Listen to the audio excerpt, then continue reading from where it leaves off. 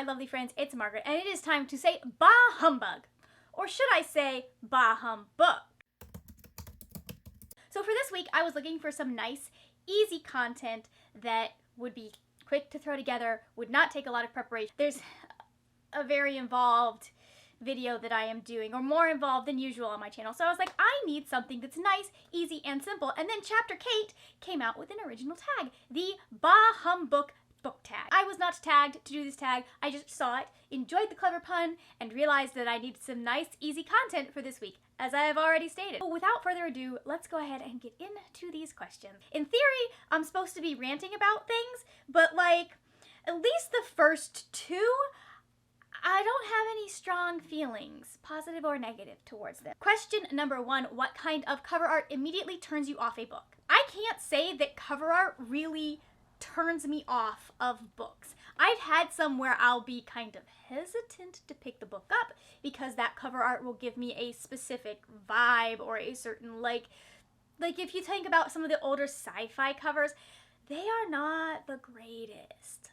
Like, maybe that's why it's so easy for me to look past cover art, because like old sci-fi, old fantasy covers from like the 80s, 90s. Oh, I have one. This isn't science fiction, but it's a good illustration of what I'm talking about. Like, this is not the best cover design. It's a little dusty too, but like, could be worse. It's not as bad as some of the sci-fis. Like, if you see some of the David Weber stuff, it's just not great.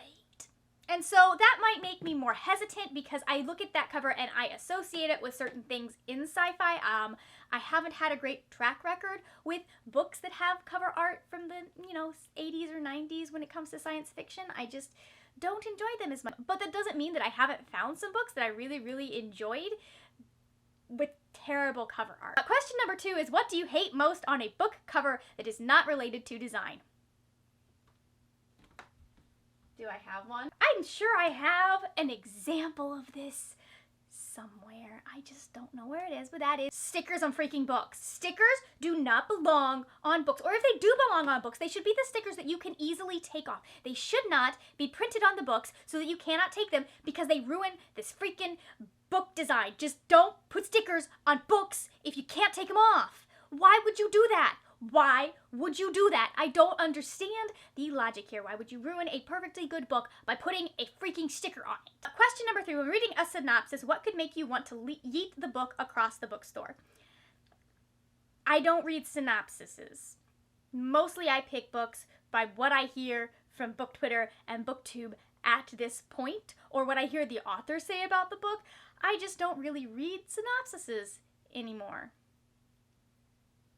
Okay, actually I do. I do sometimes, like when I'm looking for an audiobook and I don't really know much about the book, like I'll read the synopsis. But I feel like there isn't a lot in the synopsis that can make me yeet the book, but that's mostly because I know that like the synopsis so often is not a very accurate representation of what the book is. The synopsis just, it isn't written by the author. It's not there to give you an idea of everything in the book title. So a lot of the time, you can have stuff in the synopsis that is misleading or misspoken, and it doesn't really, like, it's not in the book in the way you would think it is, or so I don't, again, put much stock in synopses, except that they cause great pain when you have to write them.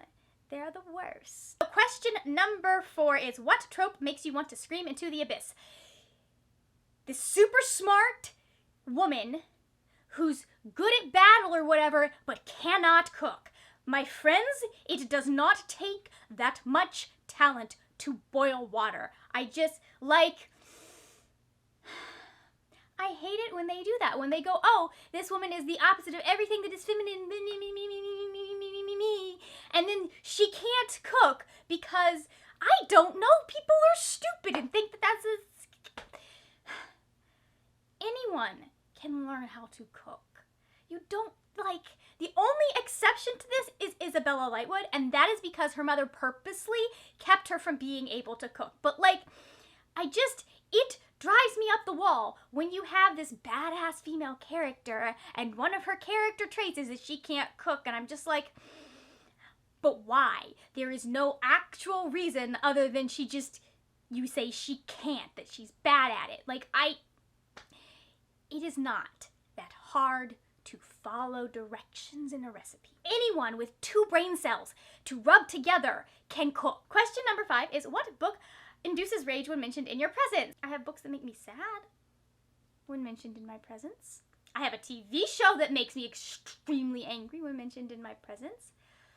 But I don't know that I have a book. Like, the closest we could come would be Allegiant by Veronica Roth. That book burned me. It just did. And I don't like to think about it. I don't like to talk about it. I really don't have any that come to mind that induce rage in me. There are characters that induce rage. I don't really have any books, though. Question number 7. What author would you like to fight? Can I fight a TV showrunner? Please? I feel like She Who Must Not Be Named would be a fun one to fight. But also, Orson Scott Card. He wrote an author's note that was extremely gross towards women, and so I would like to fight him over that. I just, like, throw down, sir. That was just disgusting.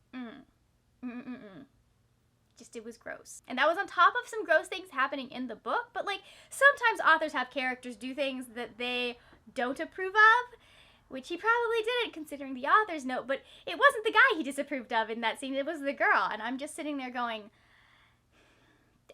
the misogyny. Question number 8 is, what character would you like to dropkick? Melba. We're gonna go with Melba from Abaddon's Gate. The things she did and put in motion and the people she hurt because she was upset that her father spoiler.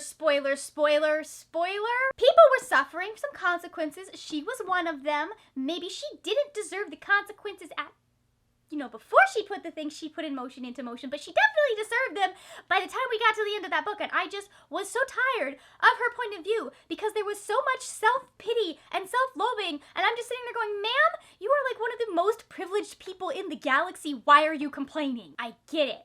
Your life is hard, you're not able to live the way you're used to living, some stuff has happened, but maybe let's direct that rage towards the person that actually deserves it and not Jim Holden. And I'm not just saying that because I love James Holden, I'm saying that because there were people that did deserve her rage and her anger and that kind of stuff to have their lives ruined, but it wasn't Jim.